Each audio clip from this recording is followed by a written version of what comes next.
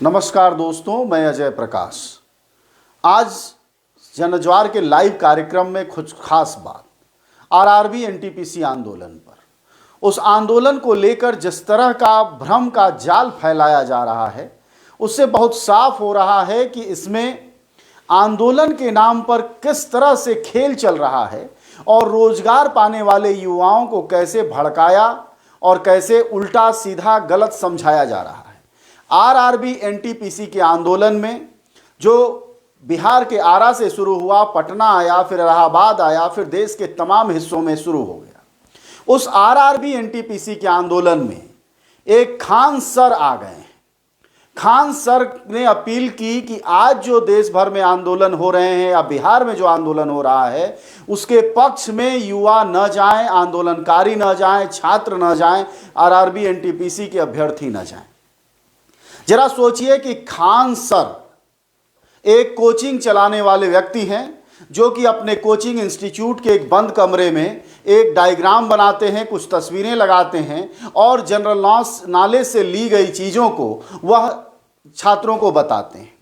उससे लगता है कि वह आंदोलन की ताकत बन गए और आज उन्होंने डिक्टेशन दे दिया कल रात को एक वीडियो जारी करके कि अब आंदोलनकारी छात्र कहीं न जाएं।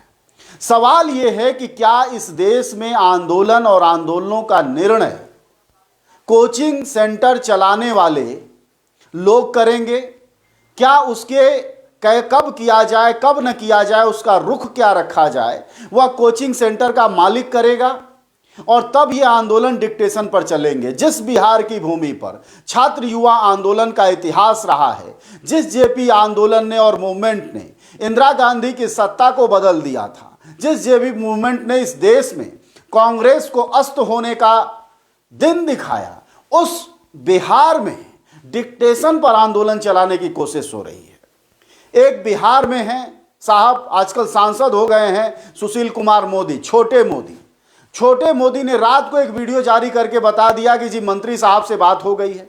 यह कुछ ऐसी बात है जैसे कि सब जाते हैं और पीएमओ से बात करके चले आते हैं। जरा खान सर की पूरी बात को आप सुना होगा आपने, चूंकि वायरल होते हों, वायरल लोगों को आप सब देखते ही रहते हैं। उन्होंने बाकायदा कहा है कि हमारी इधर उधर बात नहीं हुई है, पीएमओ से बात हुई है। ये वही पीएमओ है जो कि जनता से लिए हुए पैसे की सही जानकारी नहीं देता।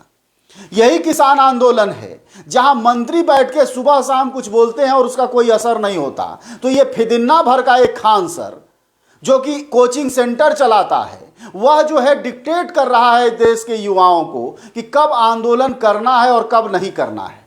तुम्हें जब लगा कि तुम्हारे खान सर को जब लगा कि उनके यहाँ पढ़ाए जाने से लड़के पढ़ रहे हैं, तो वो पूछ रहे होंगे हमको नौकरी नहीं मिल रही तो हम कैसे पढ़ें। तो खान सर ने कह दिया होगा किसी मौके पर कि साहब नौकरी नहीं मिलती क्योंकि भर्तियां गलत हो रही हैं। तो उससे मीडिया ने एक रास्ता गढ़ लिया और पुलिस ने जानबूझ के खान सर और कोचिंग सेंटरों पर मुकदमे किए जिससे कि ये आंदोलन को डाइवर्ट किया जा सके। कल से लेकर आज तक मीडिया अगर पूरे आंदोलन की जड़ में भाई कई छात्र संगठन लगे रहे, जिसमें राजद का छात्र संगठन था, सीपीआई-एमएल लिबरेशन की आयशा थी, दूसरे छात्र संगठन थे राजेश सचान जिनको उत्तर प्रदेश से गिरफ्तार किया गया रॉबर्ट्सगंज से, जो कि लंबे समय से छात्र युवा आंदोलन चला रहे हैं। क्या ये लोग वार्ताओं में शामिल होने लायक नहीं थे? जो खान सर जाता है और पीएमओ से मिलकर आता है और एक वीडियो बना देता है कि नहीं छात्रों अब तुम्हें शामिल होने नहीं जा रहा है। इन्हें क्या लगता है कि छात्र युवा आंदोलन इस देश में बेरोजगारी का आंदोलन ये टीवी नेटवर्क पर बैठकर और फोटो खिंचाकर और 4 डायग्राम दिखाकर ये कोई आंदोलन खड़ा कर देंगे? इसलिए दोस्तों, अपने निगाहबान में उन लोगों को जरूर देखिए जो लोग आपके होते हुए भी धोखा देते हैं। खान सर की इस बात से समझिए, जो भी ये व्यक्ति है, मैं नहीं जानता इन्हें, लेकिन यह व्यक्ति इस मामले में खतरनाक है कि वह आंदोलन को कोचिंग सेंटर से चलाने की कोशिश कर रहा है और सरकार चूंकि उसके साथ है, मुकदमा दर्ज होता है, उसको गिरफ्तारी नहीं होती है, उस पर धाराएं नहीं उठा के बंद नहीं किया जाता है। वह इतना बड़ा आंदोलनकारी हो जाता है कि 2 दिन में आंदोलन चलाता है और उसके बाद जो है वो तीसरे दिन आके कहता है अब आंदोलन खत्म, अब शामिल मत होइए, सरकार ने सारी बातें मान ली हैं। आखिर सरकार ने ये बातें किसकी उपस्थिति में मान ली हैं? क्या जो आंदोलनकारी छात्र थे, जिनके पीठों पर पुलिस के डंडे पड़े हैं, जिनकी दाग लगे हुए चोट पर हल्दी लगा रही हैं माएँ, क्या वो बच्चे हैं या वो बच्चे हैं जो कि आंदोलन में शामिल थे, जिनकी वजह से आंदोलन हुआ? इस सरकार की नाकामियों का एक जगह अगर कहीं विस्फोट हुआ है तो आरआरबी एनटीपीसी के मूवमेंट में हुआ है। और आरआरबी एनटीपीसी का यह मूवमेंट बताता है कि भारत में बेरोजगारी किस कदर है और साथ ही साथ सरकार कैसे आपराधिक तरीके से नौजवानों को बेरोजगार बनाए रखने के लिए एक नीति बनाती है। तो अब क्या हुआ, आंदोलन इतना जब बड़ा और व्यापक हो गया तो इसको कहीं ना कहीं से फुस करना था, किसी न किसी को दोषी बताना था। तो सरकार एक पकड़ के लाई बलि का बकरा, और वह है रेलवे बोर्ड। वो कहती है रेलवे बोर्ड की बदमाशी है। ये हमारे सांसद साहब जो छोटे सुशील मोदी हैं बिहार वाले, वो कहते हैं कि इसमें मंत्री जी का कोई दोष नहीं, प्रधानमंत्री जी तो पाक साफ ही हैं। तो दोष किसका है? तो रेलवे बोर्ड का है। गड़बड़ी किसकी है? तो रेलवे बोर्ड की है। जैसे ना वैष्णव साहब कुछ जानते हैं, ना मोदी जी कुछ जानते हैं, और ना छोटे मोदी सुशील कुमार मोदी जानते हैं। बाकी कामों में सरकार का हस्तक्षेप है। यहां एक छोटी सी बात हो जाए तो उसमें प्रधानमंत्री का यशगान शुरू हो जाता है। और बेरोजगारों की इस इतनी बड़ी लंबी लड़ाई में प्रधानमंत्री का कोई दोष नहीं है, मंत्री का कोई दोष नहीं है, रेलवे बोर्ड एक चिड़िया है जिसका दोष है। और समाधान कब निकलेगा? 5 मार्च को कमेटी बैठा दी गई। कल ही छात्र नेताओं ने कहा, जो भी छात्र आंदोलन से जुड़े हुए लोग हैं, कि सरकार ने इसको टालने के लिए, हर आदमी समझता है कि अगर अपनी बात कोई मनवानी है तो चुनाव का वक्त सबसे बेहतर होता है, क्योंकि सरकारें अपने मुहाने पर होती हैं। उनको लगता है कि अभी वादा से अगर आप निकल जाएंगे तो निकल जाएंगे।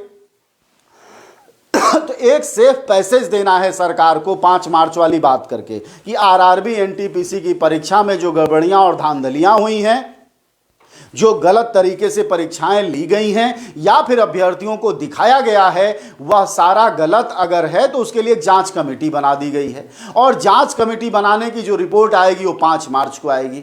जरा सोचिए कि ये सब धांधली क्यों? ये सिर्फ बचाने के लिए। तो ये कोई रॉकेट साइंस नहीं है जो समझ में नहीं आ रहा कि साहब जो है वो 5 मार्च की तारीख क्यों दी गई है। 5 मार्च की तारीख ही इसीलिए दी गई थी जिससे कि सरकार को तब तक उत्तर प्रदेश के चुनाव का आखिरी दिन रहेगा 7 मार्च, 10 मार्च को रिजल्ट आना है। तो इतनी होशियारी के साथ, इतनी तैयारी के साथ एक सरकार ने इतने बड़े व्यापक आंदोलन का, जहां की यह मौका था युवाओं और छात्रों के पास कि जैसे किसानों ने अपनी बात मनवाई, सरकार को झुकाया, वैसा एक मौका था जब छात्र अपनी बात कह सकते थे, वह अपने अधिकार हासिल कर सकते थे और सरकार को कह सकते थे कि जो तुमने ये गड़बड़ी की है आरआरबी एनटीपीसी में भर्ती की, यह सिर्फ एक जगह नहीं है। और यकीन मानिए कि आंदोलन यही नहीं रुकता। देश में बेकार बनाए रखने के जो तरीके हैं वह कैबिनेट द्वारा सोचे जाते हैं। जैसे एक फार्म निकाला जाएगा, फिर उस फार्म को फर्जी कहा जाएगा, फिर पता चले परीक्षा हो गई तो परीक्षा लीक हो गई है, फिर उसके बाद अगर लीक नहीं हुई परीक्षा हो गई तो उसको रिजर्वेशन में अटका दिया जाएगा, अगर उससे भी ना अटका तो साहब जो है वो भर्ती ही रुक जाएगी, पता चलेगा लेटर ही नहीं मिल रहा है, पता चलेगा रिटन हो गया है, मेंस नहीं हो रहा है। इस तरह से एक परीक्षा सालों लटकती रहती है और ये सरकारें अपने खाते में रोजगार को फर्जी रोजगार को जोड़ती रहती हैं। यह रहस्य भी खुल जाता। मीडिया जाती, हमारे टाइप जो जनता की मीडिया कहते हैं, जैसे जनज्वार है, इस तरह के लोग इलाकों में जाते और छात्रों नौजवानों से बात करते और फिर असलियत खुलती कि रोजगार के जो बड़े बड़े विज्ञापन अरबों रुपए खर्च करके इस देश में दिए जा रहे हैं, उनकी असलियत क्या है, उनका सच क्या है। लेकिन खेल क्या हुआ? एक आंदोलन उभरा, सरकार ने कल खान सर एंड कंपनी पर मुकदमे दर्ज कर दिए और खान सर एंड कंपनी एकाएक आंदोलनकारी बन गए। इस देश में पहला यह छात्र आंदोलन रोजगार आंदोलन है जिसके आंदोलन को चलाने का जो जड़मूल है वह कोचिंग सेंटरों के पास है। कोचिंग सेंटर अगर आंदोलन चलाएंगे तो जाहिर तौर पर वह अपने मुनाफे के लिए चलाएंगे और जब उनको मुनाफा लगेगा, गड़बड़ा जाएगा, तो अगले दिन सरेंडर कर जाएंगे। और यही काम खान सर या उन जैसे लोगों ने किया है। खान सर की वीडियो आपने चूंकि देखी होगी, वो क्या कहते हैं, इतने बड़े जिम्मेदार इंसान हो गए हैं, कहते हैं हमसे सभी कह रहे हैं कि वीडियो बना के जारी करो, बताओ छात्रों को कि आंदोलन में मत शामिल हो। इससे क्या हुआ? छात्र आंदोलन की एकता टूट गई। इससे क्या हुआ कि गार्जियन को लगा कि खान सर सही कह रहे हैं। ऐसे में खान सर ने वह भूमिका निभाई जो रामायण में विभीषण ने निभाई थी। एक आंदोलन को बर्बाद करने का, सही हक हासिल न करने का यह जो रास्ता निकाला है खान सर ने, उसके लिए छात्र युवा आंदोलन उनको माफ नहीं कर पाएगा।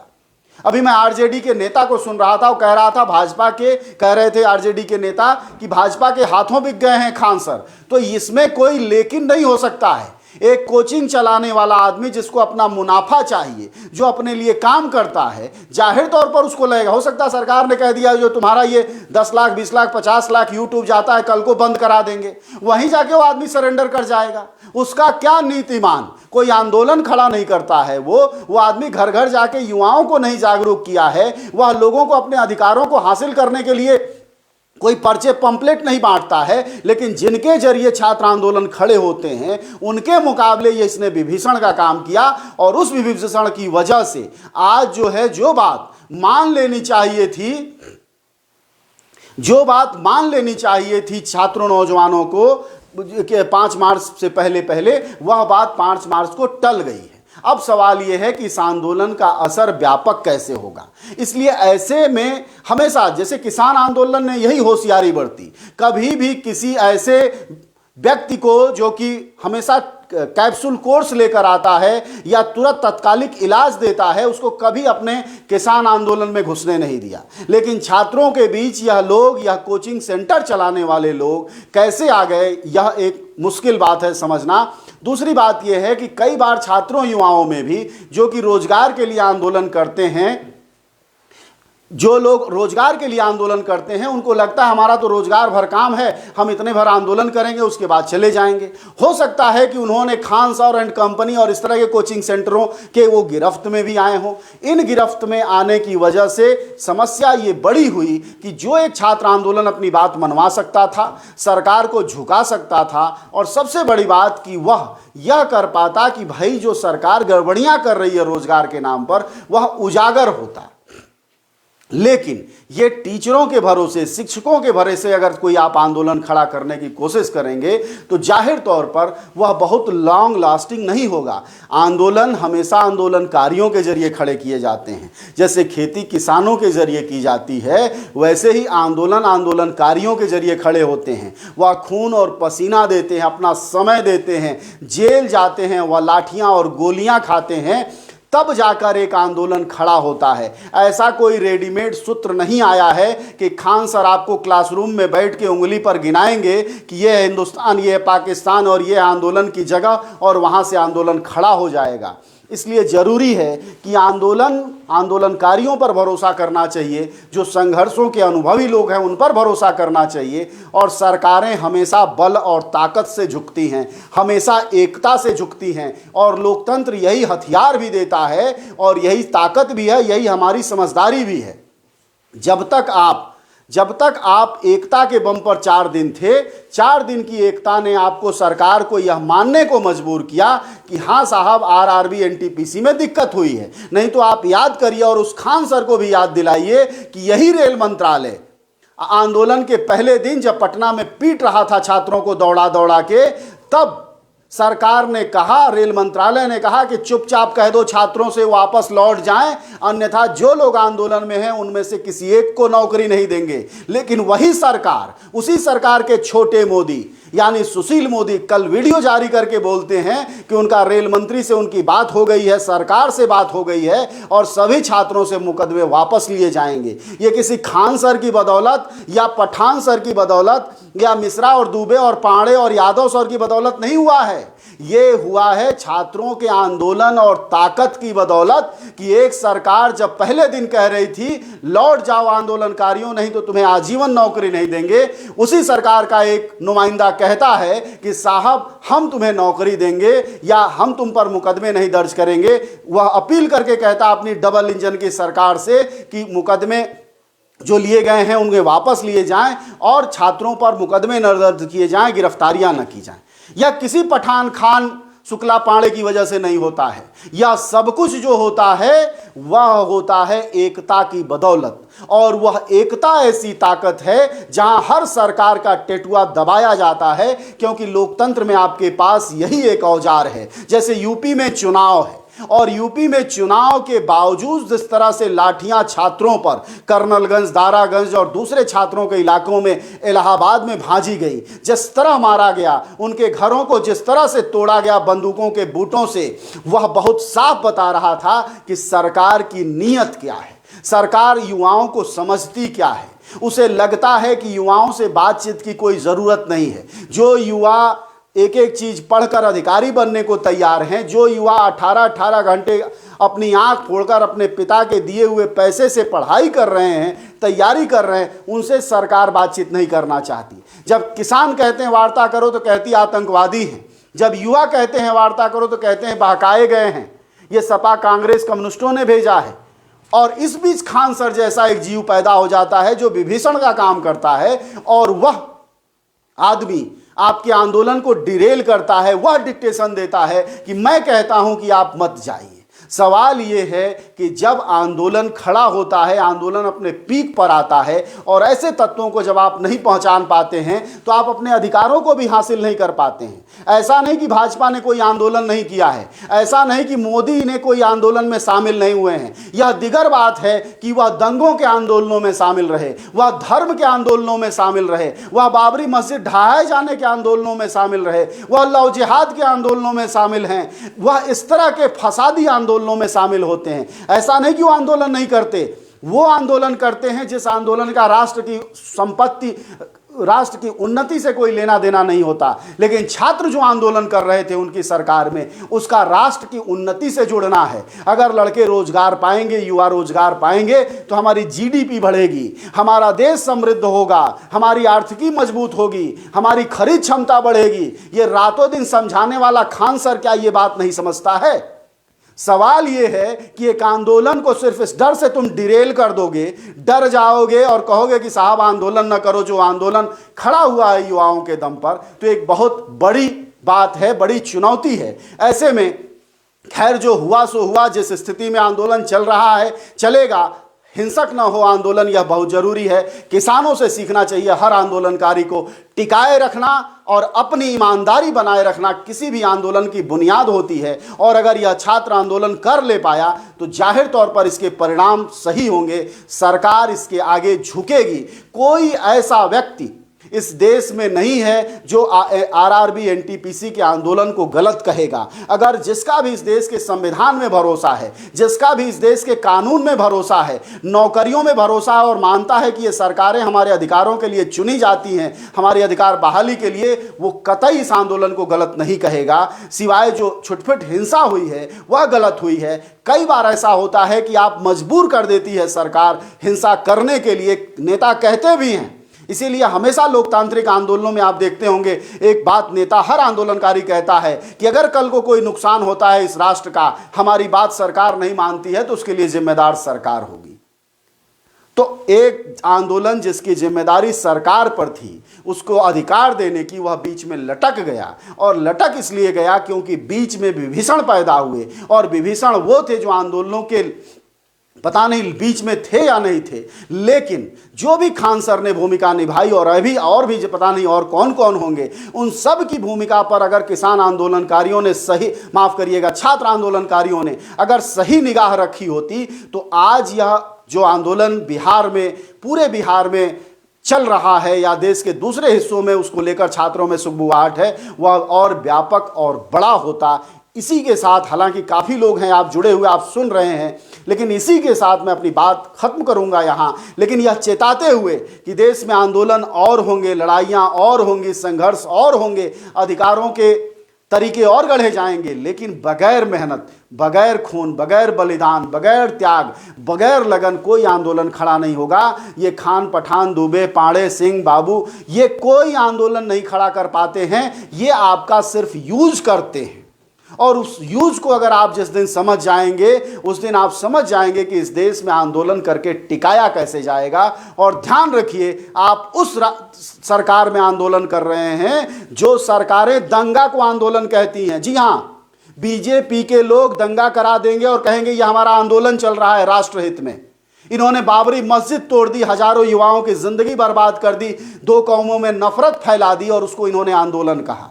आप उस सरकार में अपने हक और अपने हकूक, अपने अधिकार, अपनी रोजी रोटी, अपने रोजगार के लिए आंदोलन कर रहे हैं। इसलिए सीना चौड़ा रखिए और आंदोलनों में आगे बढ़िए, वही एक रास्ता है, क्योंकि बीच का कोई रास्ता नहीं है, कोई बीच का रास्ता बचता भी नहीं आपके लिए। इस बात को समझिए कि आप उस सरकार में आंदोलन कर रहे हैं जो सरकार दंगा और फसाद को आंदोलन करती है, सांप्रदायिक हिंसा को आंदोलन कहती है। वो सरकार, उस पार्टी में आप आंदोलन कर रहे हैं। इसलिए आप अपने अधिकार के साथ सशक्त बने रहिए, हिंसा से काम मत लीजिए, क्योंकि ये सरकार जो बनी है जिस पार्टी की, उसके हिंसा में महारत हासिल है। इसलिए दोस्तों, आप विभीषणों से दूर रहिए, हमेशा लड़ाइयाँ सीधी लड़िए और यकीन मानिए कि अगर आप त्याग, बलिदान, संघर्ष, इन सारी शब्दावलियों को समझ जाएंगे तो जाहिर तौर पर एक लंबी और बड़ी लड़ाई लड़ेंगे और जीत भी हासिल करेंगे। इसी देश में 7 साल में जो सरकार 56 इंच की झुकने का नाम नहीं ले रही थी,